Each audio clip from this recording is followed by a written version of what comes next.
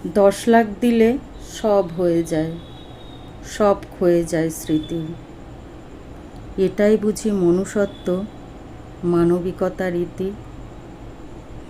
তিলোত্তমা খুন হয়েছে তিলোত্তমার দেশে, ছিন্ন ভিন্ন নিথর দেহ, রক্ত মাখা মুখে। উঁচু মহল সবটা জানে, তাই তো ওরা চুপ। মনুষ্যত্ব হারিয়ে গেছে সবার মাঝে খুব। প্রমাণ লোপাট, গল্প লেখা জোর কদমে হোক, ওরাই নাকি ভেতর ভেতর খুনির দলের লোক। তবে এবার কিছু থামবে না আর, ভুলবে না কিছু কেউ।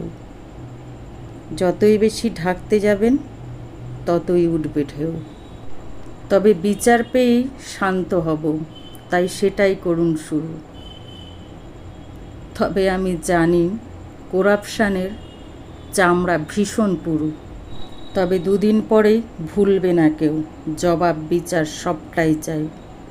চেষ্টা করুন এবার যেন একটা মেয়ে শান্তি পায়। নোংরা খেলা আর নয়, তাই শুধু খুনি বা ধর্ষক নয়, তাদের যারা মদত করেছে, লুকিয়ে রাখার চেষ্টা করেছে, তাদের সকলের শাস্তি চাই, শাস্তি চাই। আরেকটা জিনিস মনে রাখবেন, মৃত মানুষ ঘুষ নেয় না, তাই ক্ষতিপূরণ দেওয়ার আগে ক্ষতিটুকু বুঝতে শিখুন।